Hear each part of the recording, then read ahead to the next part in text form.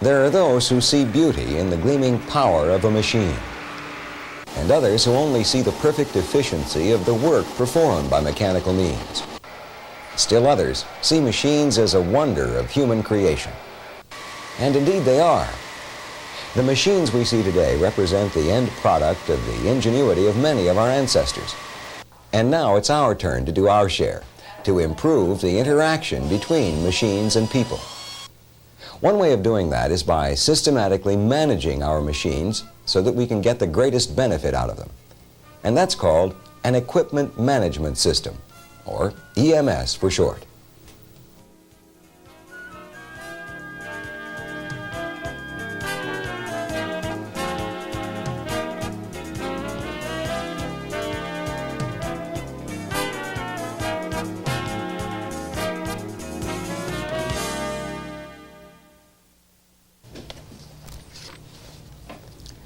This videotape and the accompanying manual have been designed to assist you, the equipment manager, in developing and implementing an equipment management system. In most public works operations, equipment is one of the largest support functions. In fact, 20 cents of every dollar of the total budget is spent on equipment. Fully aware of this, the Federal Highway Administration contracted experts to develop an EMS manual specially suited to local agencies. Then, to make sure that the system truly addressed those agencies' needs, the FHWA requested comments from equipment and maintenance managers and included their input in the form of managers' practical tips. There's also space for your personal notes and calculations. This videotape corresponds to chapters 5 to 8 of the manual and is divided into 6 segments. This first segment contains an introduction to the concept of an equipment management system, and the other 5 segments will describe the subsystems of the EMS, which can be shown schematically like this. At the end of each segment, your instructor will give you exercises on the material covered. As you work through them, keep in mind that the overall purpose of the EMS is to provide the right equipment at the right time and place at the lowest cost. Stop the tape for now and take a few minutes to review the objectives of Chapter 5 of your EMS manual. When we return, we'll talk about equipment inventory, planning, and control.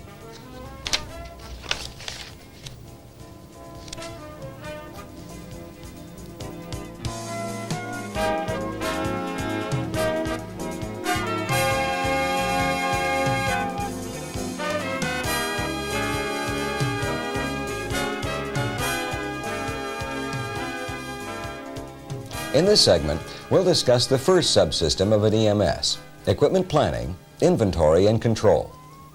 For our purpose, we'll assume that you have already developed your agency's policy statement so that everyone connected with equipment has a clear picture of the overall objectives. And we'll also assume that you've developed your EMS implementation schedule and have identified the individuals in the organization who will play a role in the implementation. Now, don't get me wrong, these are all big assumptions that we're making. Each one requires a great deal of thought and effort, because together they represent the foundation of your EMS. However, here we'll concentrate on the subsystems of the EMS. By using this modular approach, you can choose whether to implement all or some of the subsystems. We'll start with equipment planning, inventory, and control. There are 3 objectives in this subsystem: to identify the fleet size requirements, to maintain close control of the equipment inventory, and to carry out an economic replacement of the equipment. Well, let's look at each objective independently. As equipment manager, you have to meet the needs of the various users of equipment. This means that you need to plan the fleet and determine the best size and mix of purchase or rental equipment for each organizational unit. Although the actual process may take some months to accomplish, fleet planning can be summarized in these 7 steps.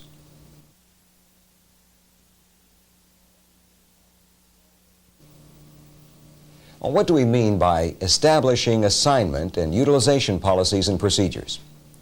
Well, there are many factors which affect fleet size, some of which may require top-level approval. For instance, there has to be clearly defined policy with respect to 24-hour assignments to individuals, pooling, temporary transfers within departments, leasing, utilization objectives, and downtime objectives. Your organization may need to address different factors, but whatever they are, you have to make sure that they're defined and that policies and standards are established. For example, you'll need utilization and downtime standards to determine nominal and real availability of the equipment. Then, with that information, you're ready for the second step of the fleet planning process. That is, to define individual user needs. There are various ways of doing this. One can be through a maintenance management system. The important thing is that the users of the equipment should all use a uniform format for defining their requirements of major equipment.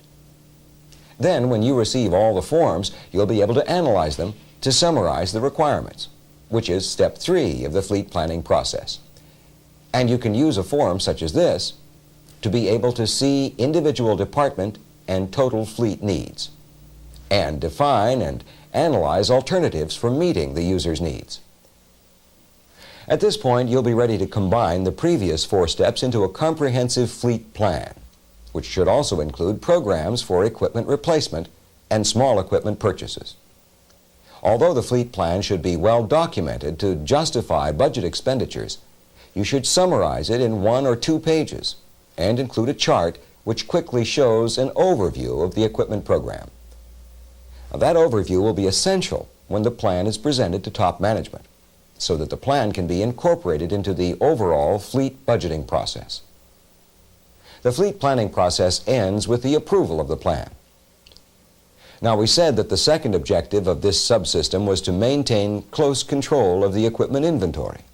In other words, you need to have a way of identifying and classifying equipment for tracking equipment transfers, locations, assignments, and utilization. We refer to that as high visibility of the fleet. In essence, what you need is a way of grouping equipment by class and of identifying individual units, and you do that with a numbering scheme. As shown in your EMS manual, there are various ways of doing this, and in fact, your organization may already have an established system. The important point to remember is that, from your point of view, the numbering scheme should allow comparison of specific units with similar units. There's no need to attempt to make equipment numbers provide every fact about an equipment unit, since all the attributes of the equipment should be maintained in a master file. This should contain the master record, commonly referred to as the birth certificate, and history files. The birth certificate of an equipment unit should include detailed information which is developed only once in a unit's life, and it should be kept in a history jacket, along with work orders, accident records, and other applicable information, regardless of whether your system is manual or automated. As part of equipment inventory, you need a method of tracking equipment location and assignments. A magnetic board is an effective method of doing this. The last aspect of inventory control is equipment monitoring to determine equipment utilization and performance. This is one area where a computer will be essential because the monitoring process can be very time-consuming. What has to be monitored is equipment availability, downtime, and utilization. The way to do this is to take the downtime information from the shop work order and calculate the percentage of nominal availability with this formula. Let's say that in 1 month there are 168 nominal hours available. If the shop work order for a particular unit indicates that it was down 11 hours during the month, and if you put those values in the formula, you would have a downtime of 6.5% and an availability of 93.5%. Now, these calculations allow you to determine when the equipment is available. In order to monitor the equipment, you also need to know how often it's used. Depending on the type of equipment, use can be measured by miles or hours. In the case of heavy equipment, utilization is the number of hours that the equipment is assigned to a job, rather than engine hours, even though both should be recorded. The performance of the equipment can be compared against the utilization and downtime standards we discussed before. In summary, the numbering scheme, the master file, and the equipment tracking board, together with equipment monitoring, allow you to maintain control of the inventory. Well, now we come to the most complex aspect of managing equipment replacement. The objectives are to replace equipment units at the end of their most economic life and to purchase quality equipment according to established plans and schedules. Although the ideal system should be computerized, we'll describe here a manual method of making replacement decisions to familiarize you with the theory behind economic replacement. Stated simply, the basis of the theory is the following. An equipment unit should be replaced when it's more expensive to keep than to replace. Let's see how that concept can be put into practice. First, you need to establish replacement targets for each equipment class. And you should have a procedure for equipment users to submit replacement requests. Then, using the targets as guidelines, the equipment must be physically inspected to determine if the unit can last another year without excessive repair or overhaul. Your EMS manual shows a replacement inspection form which can be used to record the results of the physical inspection. When you have the results of the inspection, you'll have three alternatives. You can leave the equipment as is, you can replace it, or you can overhaul it. To assist you in making this decision, you can use the guidelines developed by the U.S. Navy and shown on page 48 of Chapter 5 of your EMS manual. When you reach this point in your equipment replacement analysis, budget limitations may require that you establish replacement priorities. Then you need to develop a total capital replacement plan, which of course should be part of the overall fleet plan. As we said, the main difference between a manual equipment replacement system and an automated one is the economic analysis performed by the computer. Once the method of analysis has been programmed into the computer, all the necessary calculations are performed automatically. Appendix A of your EMS manual discusses the theory behind economic analysis of equipment replacement. While we've covered a great deal of material in this segment, we've discussed the three objectives of the equipment planning, inventory, and control subsystem. Now let's take a break so that you can do some of the exercises for this subsystem. Stop the tape and clear up any questions you may have with your instructor.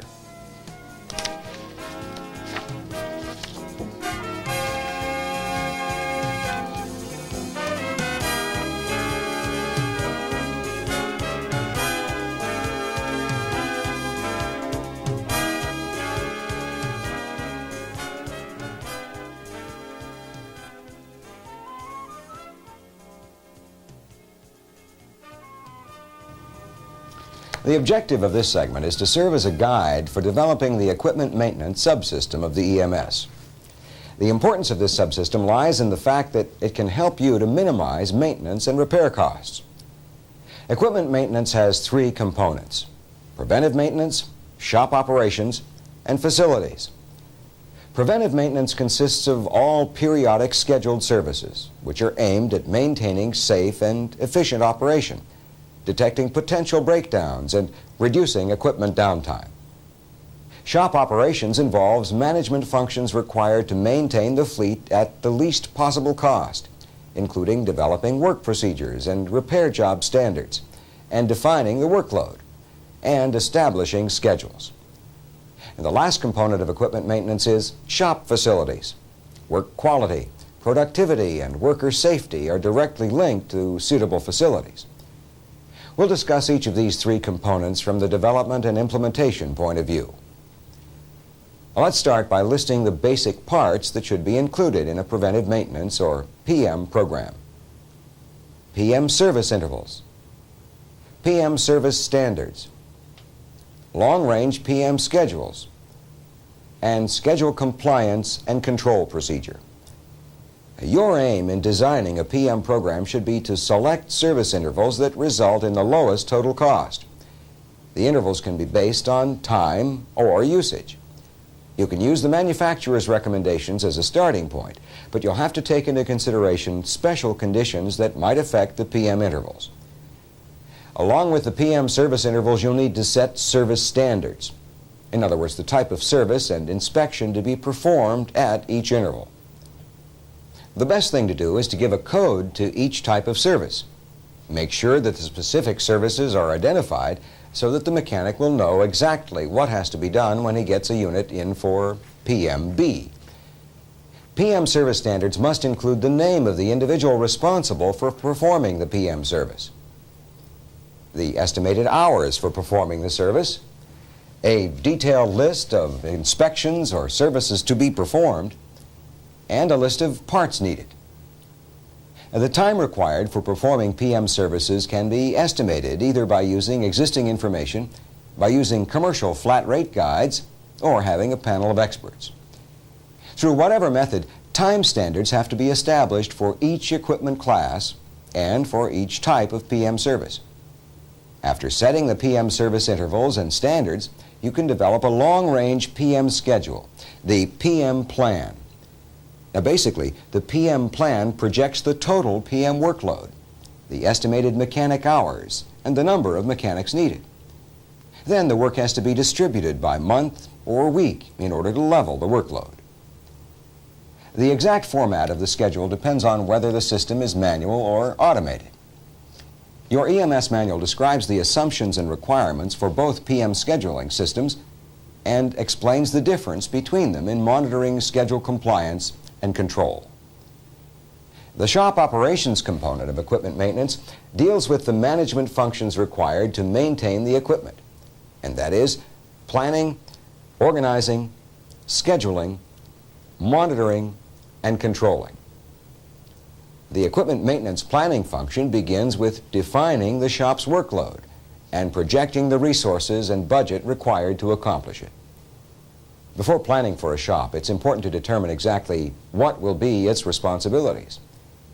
All shop work can be grouped into three broad categories: preventive maintenance, which we discussed earlier, unscheduled repair, and scheduled repair. Three methods for defining shop workload and staffing are vehicles per mechanic ratio, which requires the development of a standard ratio based on fleet makeup, utilization, type of use, and climate. Vehicle equivalency, which is based on the average number of labor hours required to maintain one base equivalent vehicle in a year. This concept is best demonstrated by the following formula, which uses something called the key volume indicator to find out the equivalency unit. This is how it works. Well, let's say that the base vehicle, a General Auto, requires 20.46 hours of labor, and we want to know the equivalent labor that will be required to maintain a dump truck. If we insert the values, we find out that maintaining a dump truck for 1 year is equivalent to maintaining 8 general use autos. The third method of staff planning is the Maintenance Labor Hour Planning Standards. This method was developed by the U.S. Navy, and it estimates staffing needs on the basis of expected vehicle usage. Standard planning values are established per 1,000 miles, per hour, or per unit. Organizing the shop operations involves the distribution of the workload throughout the year, which includes 3 work categories: preventive maintenance, repair, and rebuild and overhaul. This graph illustrates how the shop workload can be distributed throughout the year. Now, the second aspect of the organizing function consists of determining skill requirements, again for the same work categories: PM, repair, and rebuilding and overhaul. Then, after defining the staffing levels and skill requirements, the next step is to determine how they can be provided most effectively. The analysis should tell whether peak needs should be handled by overtime, seasonal help, or contract work.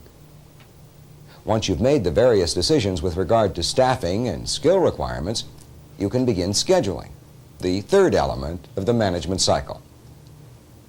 Scheduling is short-term planning, and it's impossible to operate an efficient shop without an effective scheduling system. There are some factors that influence the priority of a job request. For example, safety or the effect of downtime on user operations. This chart gives you some ideas for repair priority guidelines. Of course, your organization may have different requirements. What's important to recognize is the need for establishing priorities. As part of the EMS design for shop operations, a systematic scheduling procedure should be developed and implemented. A basic approach could consist of following these 5 steps. In step 1, your information would come directly from the 52-week schedule. And for step 2, the work backlog board would be your source of information. Past records would contain the facts you need for step 3.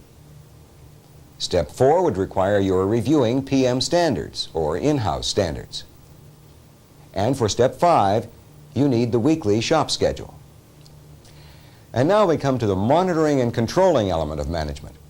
Let's take a look at a form that's the basis of the workload control system.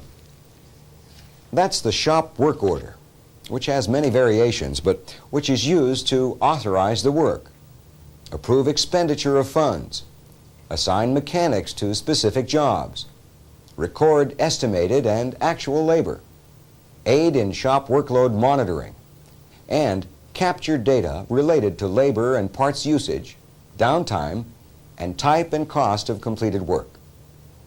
With the work order as the basic document, it's possible to establish a flow of work, which is illustrated in your manual. The last component of the equipment maintenance management subsystem deals with shop design and layout. If a new facility is planned by your organization, it's important that you spend additional time going over the pitfalls mentioned in your EMS manual.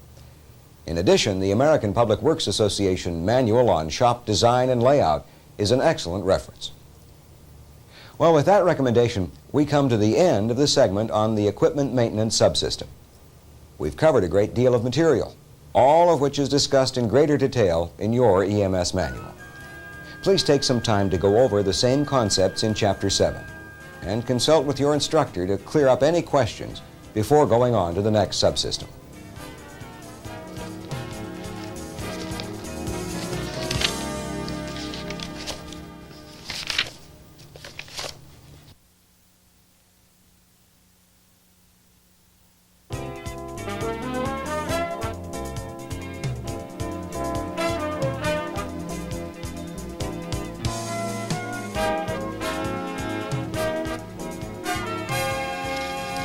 Parts and supplies management enables us to reduce equipment downtime by stocking the right types and quantities of parts while maintaining the inventory at the most economical level. Well, how exactly can we accomplish this? Well, we can do it by developing a system of managing parts and supplies which includes stock numbering and classification, stock selection and stock levels, parts and supplies inventory management, and fuel management. The American Trucking Association has developed a logical system for identifying parts, and it's partially described in the EMS manual.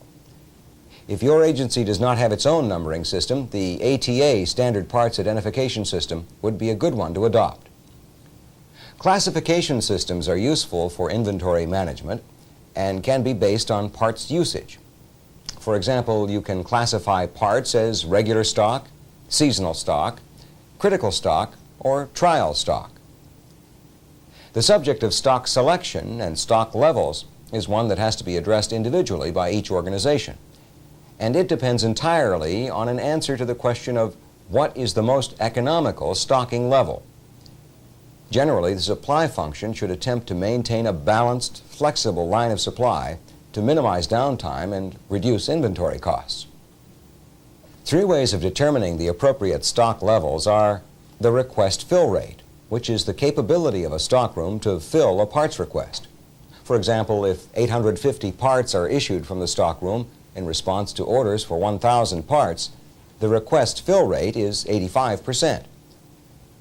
Another way to determine stocking levels are the investment in inventory and the cost of equipment downtime, although this last one is difficult to quantify. In the exercises for this segment, you'll find some that ask you to calculate the ROP of spare parts. ROP stands for reorder point, and it represents the level of stock at which an order should be placed. And it depends on usage rate and vendor lead time, plus a safety margin. This formula tells us when to order. And to determine how much to order, there's another formula which gives us the reorder quantity, or ROQ. The third element of parts and supplies management is inventory management and inventory control. The purpose of inventory management is to ensure that inventory levels are kept at the most economical point. that parts are ordered at the appropriate time, that obsolete parts are purged from the system, and that the managers have timely information. On the other hand, inventory control deals with the physical aspects of handling the inventory: purchasing, pricing, charge-out procedures, record keeping, and security. Each one of these aspects is discussed in greater detail in your manual under Parts and Materials Inventory Management. In particular, we'd like to call your attention to the inventory management forms provided by an automated system. However, for now, let's take a look at the third and last component of the Parts and Supplies Management subsystem, fuel management. It's possible to determine the size of fuel tanks by using the ROP, ROQ, and safety stock procedures we used for parts and supplies. Then, the location of the tanks can be determined by the size and the location of the equipment fleets. Fuel can be purchased from local distributors, selected by bid. Fuel delivery tickets should be verified by spot-checking tanker gauge readings. And the quality of the fuel should be checked periodically by sending samples for independent testing. Since fuel consumption is a significant part of equipment operating costs, fuel usage should be monitored and charged to the equipment. One way of monitoring fuel consumption is by means of a daily fuel dispensing record, which gives the quantity and type of fuel, pump number, and date, along with the employee's ID, equipment number, and odometer or hour meter reading. Then a monthly fuel usage summary can be used to monitor fuel usage for security reasons and for reordering. Speaking of security, there are a number of measures that can be used, such as padlocking the pumps and only issuing keys to those who are authorized to use fuel, or by having dispensing systems which use coded cards, similar to credit cards, issued to authorized users. Of course, there's no perfect system. Although spot checks can help, ultimately, all systems depend on the integrity of one or several employees. Well, this concludes the Parts and Supplies Management subsystem. Stop the tape and review this material in your manual. When we come back, we'll begin our discussion of financial management.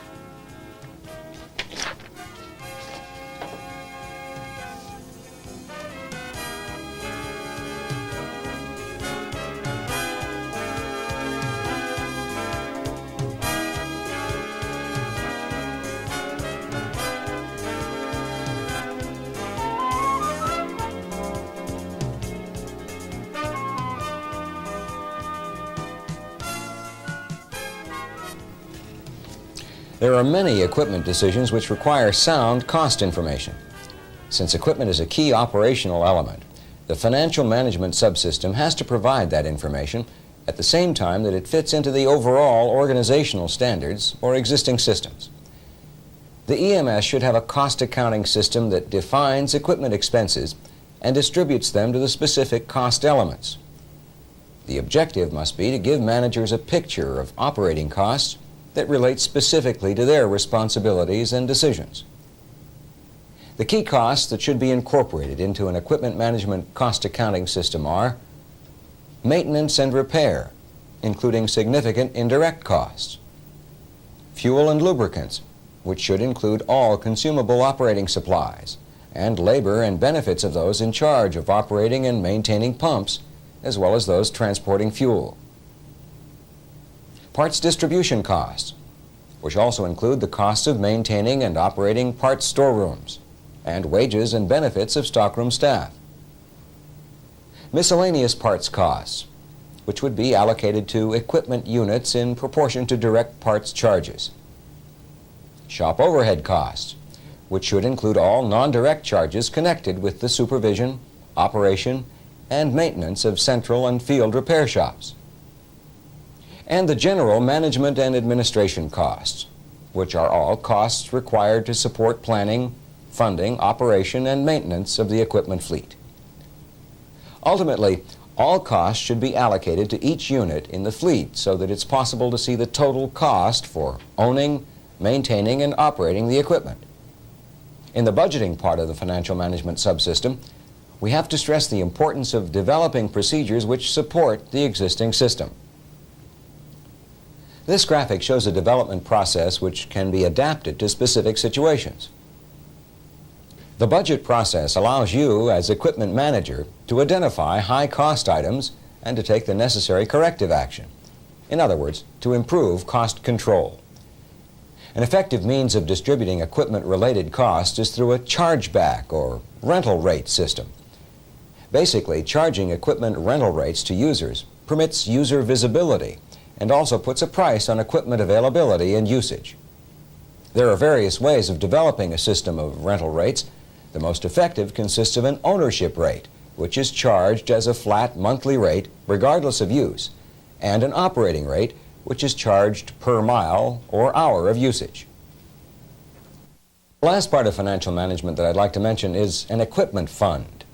The primary purpose of such a fund is to provide the equipment manager with the funds to replace equipment when it's most economical.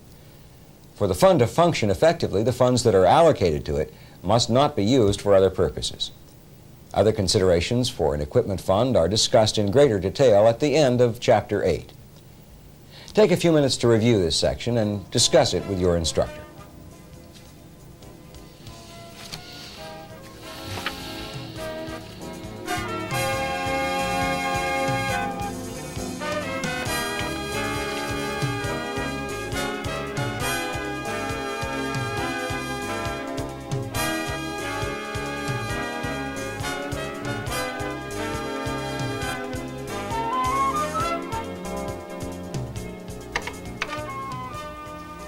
As opposed to the last four segments, which discussed standalone subsystems, this segment is designed to support all the other management procedures developed up to now. In general terms, the Equipment Management Information System is an integrated relational database, which has report-generating capabilities. Data is collected and entered through the individual EMS subsystems and is stored in the database. The basic input data is processed in several ways and may be shared by several modules. And the processed data is summarized in various standardized output reports. Now that we've seen the system configuration, I'd like to explain what I mean by database and report generation capability. The advantage of designing a system around a relational database is that there are many commercially available database management systems for all computers, and special reports which were not originally conceived can be generated with minimal effort. Most database systems have the capability to generate reports, which permits users to produce reports tailored to suit their needs. Now, the decision on what hardware to get should be based on storage capacity and processing speed, since there's no fixed rule for determining computer size in relation to fleet size. Microcomputer systems can handle databases of 20 to 30 megabytes in single-user environments. If each alphabetic character requires approximately 1 byte of computer storage, you can calculate your storage requirements and triple them to account for future growth. If your files will be in the 30 to 100 megabyte range, you should consider a more powerful microcomputer or a mini-computer. The other factor, processing speed, is important because management information has to be available in a timely manner. The system has to be able to receive and process data and produce reports. Until recently, that meant that a fair-sized system would need mini or mainframe computers. However, with the advances in microcomputer technology, processing speed can be increased to the required standards with additional hardware for the microcomputer. For example, a hard disk drive can provide 100 megabytes of storage without any loss of speed. For larger organizations, the Equipment Management Information System can be designed to have various terminals for data entry and reports. Again, this can be done for a reasonable cost with a microcomputer network connected by telephone. To establish communication between two terminals, you'll need a modem. But with a little creativity, it's possible to design a microcomputer system that can imitate an expensive mainframe computer. Of course, a microcomputer network will not be fast enough if you require large numbers of daily transactions. The database required for an effective equipment management information system should include these files. These files are used in all the subsystems we discussed throughout this tape. And as you implement each system, the need for an automated file will become clear. As you have seen, the successful implementation of an equipment management system requires careful planning and scheduling and a lot of work. However, the key element in successful implementation of an EMS is your commitment to making it work. This videotape has presented a general design for an EMS. You can apply it to your operation with some modifications. We have covered the 5 subsystems and have discussed the elements of each. Your instructor will provide you with exercises which can help you to determine the best way of adapting this EMS to your equipment management needs, so that you and your organization can get the maximum benefit from the interaction of equipment and people.